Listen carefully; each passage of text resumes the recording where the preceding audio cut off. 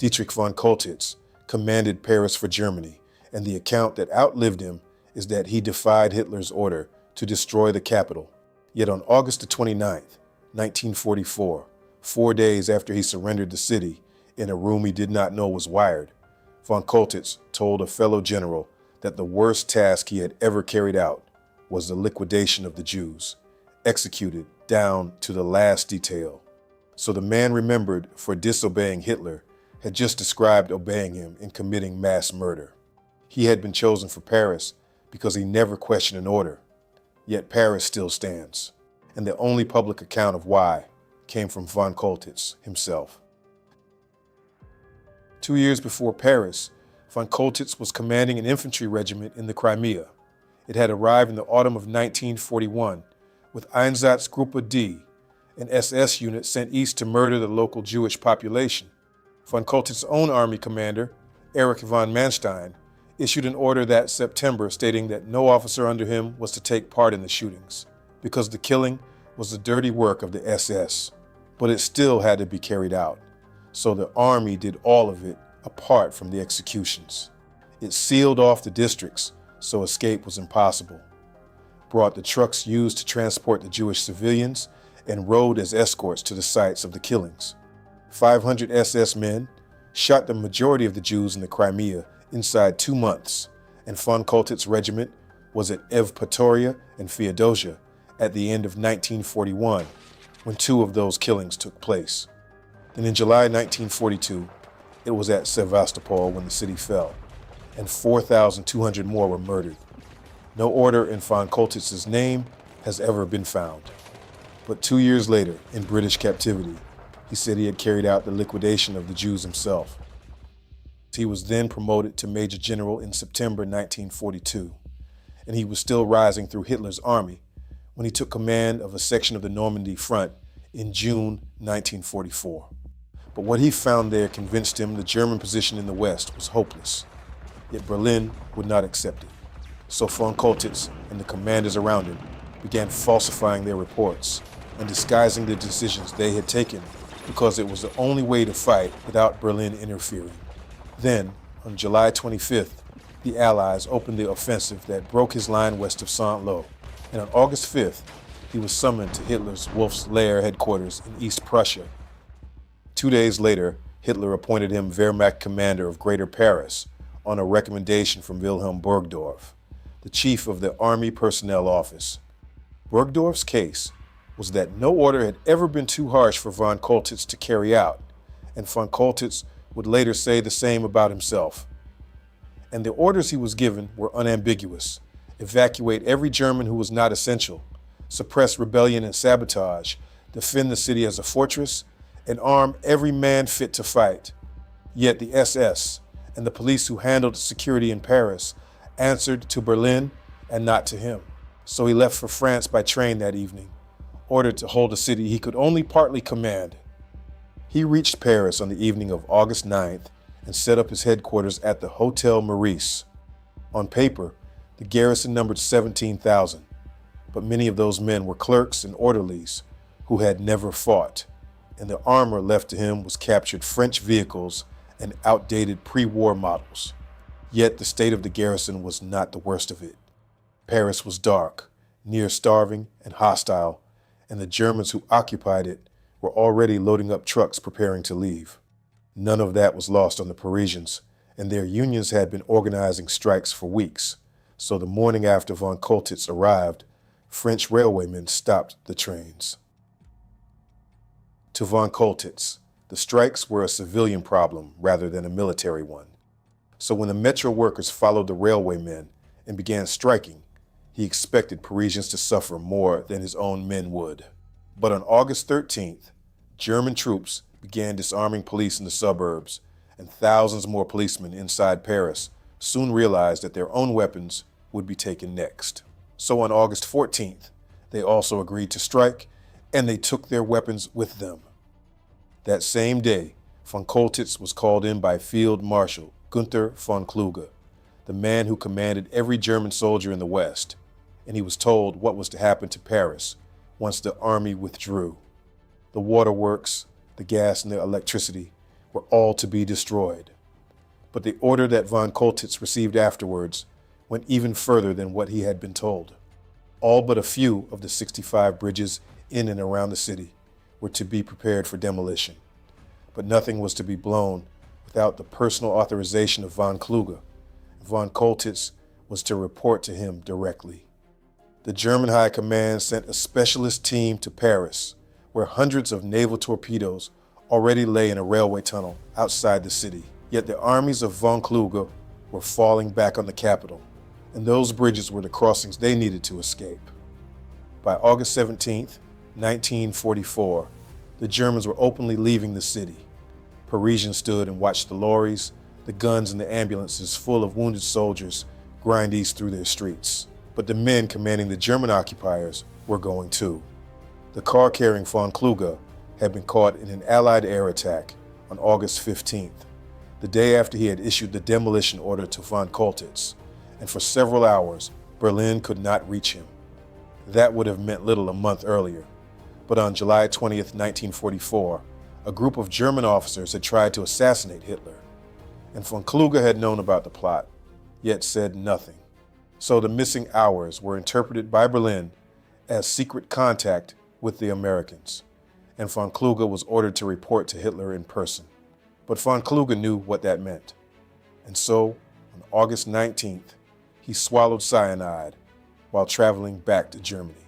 5 days after giving von Choltitz his orders, the man who had to approve any demolition in Paris was dead. On the day von Kluge died, the policemen who had walked out on strike returned with their weapons and took control of the prefecture of police, and French resistance groups seized public buildings across the city. Von Choltitz sent infantry and armor to clear them out, but failed.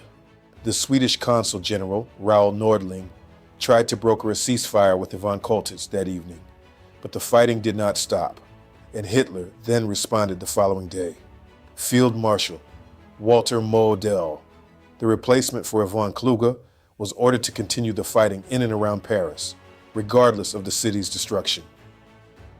Model had already told Hitler's headquarters that Paris could not be held with the men available if the resistance rose up while Allied forces also closed in. So he ordered a reserve line scouted north and east. Behind the capital he was supposed to defend. But the Parisians were tearing up the main thoroughfares so they could build barricades, and those thoroughfares were the roads the German army needed to use for their escape. Yet the Germans made almost no attempt to stop the work of the resistance. Von Choltitz asked for reinforcement divisions to be sent to Paris, but all that arrived was 1 engineer battalion, 1 artillery battalion, and 20 assault guns. That was all Model could spare. But Berlin still expected the city's bridges to be destroyed. General Alfred Jodl, who ran the Wehrmacht operations staff, asked Model outright whether the Seine crossings had been blown. His staff's position was clear. The fighting should be ruthless, and the bridges should be destroyed. But Model answered that the vast number of bridges made it impossible to destroy them all. And von Choltitz, when asked the same question, reported that he too could not carry it out. Neither man refused. Both said it could not be done. So if you want to see what von Choltitz did with his remaining power, subscribe now, because the next 2 days are where the account he gave for the rest of his life begins. At 9 o'clock on the morning of August 23rd, a German armored column came down the Champs-Élysées and took fire from a police post beside the Grand Palais, the vast glass and steel exhibition hall built for the World's Fair of 1900. The Germans responded with a hail of gunfire and sent in Goliaths, which were small tracked vehicles carrying mines that were built to bring down buildings and bridges. The blast set the hall alight, yet when the fire brigade arrived, they were shot at, so its roof was left to burn away. But 2 hours later, an encrypted signal reached von Choltitz from Berlin. He was ordered to use the strongest possible measures against the uprising, to demolish whole city blocks as the Germans were presently doing in Warsaw, to publicly execute the leaders of the resistance, and to prepare the Seine bridges for demolition. And if the city could not be held, Paris was to be turned into a field of ruins. So von Choltitz kept the signal from his staff, but showed it to one trusted aide. Then he telephoned Hans Speidel, an old friend now serving as Model's chief of staff, and thanked him for his beautiful order. Refusing outright was a shooting offense, so von Choltitz did not refuse. He instead set out how he would obey, in terms that got less believable the more von Choltitz went on. Explosives would be placed in Notre-Dame, in the Dome of the Invalides, in the Chamber of Deputies, and the Eiffel Tower would be brought down across a road to stop enemy tanks. By the time he reached the tower, Speidel had understood that none of it was serious. For von Choltitz, the situation he was managing in Paris continued to decline. He now had a battle outside the city, as well as inside it. General Philippe Leclerc commanded the French 2nd Armored Division, which fought as part of an American corps. And on August 24th, he was closing on Paris from the south and west, with a U.S. infantry division behind him. They expected token resistance, yet the Germans outside the city fought hard enough to stall them through the morning and into the afternoon, and the day cost the French heavy casualties and the loss of 35 armored vehicles. But the German line was broken before dark. Von Choltitz had spent that day telling men things that were not going to happen. He stood in front of his own staff and told them to fight to the last man, when the only reinforcement coming was a division cobbled together from units retreating from Normandy. And that night, he sent word to Model that he had ordered the bridges in eastern Paris destroyed, yet the bridges were still standing in the morning. No evidence survives that shows von Choltitz ever issued the order, but no one above him questioned the report, so neither the demolition nor the last stand took place, and neither had ever been possible. On the morning of August 25th, the French sent an ultimatum to the Hôtel Meurice through Nordling, but von Choltitz sent word back that he would not accept it, because honor required that he be taken prisoner before he could surrender, and then he sat down to lunch with his staff and waited. The French came at 1:30, and an hour later they were inside the hotel. Von Choltitz surrendered immediately, but he asked for one thing first, that he and his men be treated as soldiers rather than handed over to the resistance, and the French agreed. So von Choltitz was driven to the police prefecture and made to sit while the surrender was read to him. So cease fire, raise the white flag, lay down arms and hand over all remaining supplies. Von Choltitz signed the surrender, and Paris was liberated after 4 years and 2 months of German occupation on August 25, 1944. He was then flown to England and held at Trent Park, a country house in North London where captured German generals were kept. But none of them knew the building was bugged, and that every word spoken was being recorded in another room. So it was there that von Choltitz called the liquidation of the Jews the worst task he had ever carried out. Yet that was not all he said. He described telling a Nazi official that his men could not stand the shooting of Jews, and being told in reply that Hitler wanted a daily report showing at least 1,000 Jews killed each day. Then he put the number shot at Sevastopol at 36,000.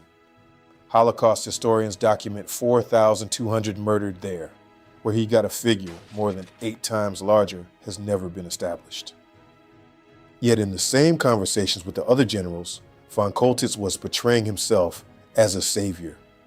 Within days of the liberation, his interrogators in London recorded sarcastically that he had launched into a long and dramatic story about his noble efforts to save the civilian population of Paris. He claimed to have saved the city from destruction at the hands of the communists.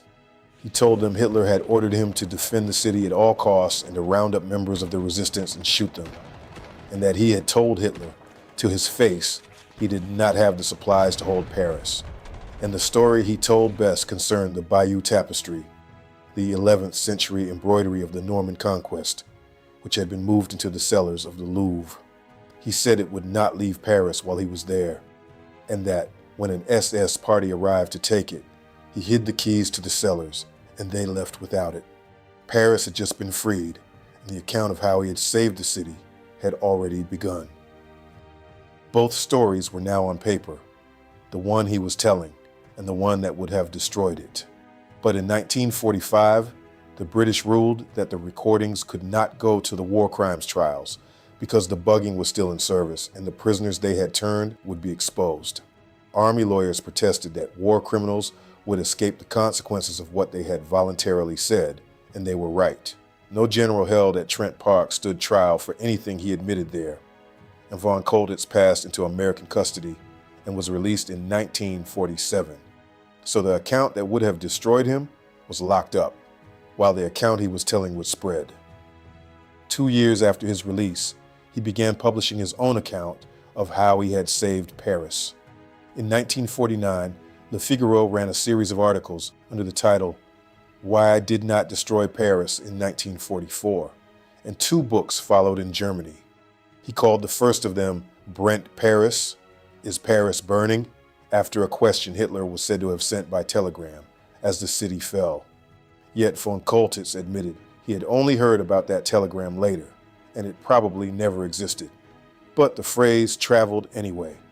It became the title of a best-selling book in 1965, and of the film made from it a year later.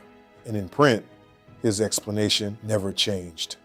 He claimed he had wanted to preserve the city.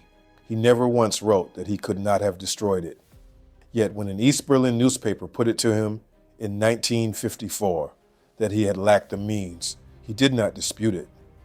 And when the same paper asked whether humanitarian reasons had stopped him, he said they had not. His regiment was in the Crimea when the Jewish population there was shot, and his own army sealed the districts and drove the trucks. In Paris, he was given orders by Berlin and did not carry them out. And the reason he gave was that he had neither the men nor the materials to do so. It was not a moral objection, it was a practical one. He gave that reason in captivity too, and he did not deny it in 1954. But it never appeared in anything he wrote. In print, he told the world what he had saved. Von Choltitz died on November 5th, 1966, 4 days short of his 72nd birthday, in the year the film hit cinemas. The private recordings from his internment at Trent Park were not released until 1996, so by the time the two could be compared, he had been dead for 30 years. The SS unit that went east with von Choltitz's regiment in 1941 was Einsatzgruppe D, and its commander later told American interrogators that his men had killed nearly 100,000 people. If you want to know what happened to him and to the officers who ran the other 3 Einsatzgruppe units, that video is on screen now. And if this is the kind of history you want more of, subscribe. We cover the decisions, the consequences, and the people behind them every week.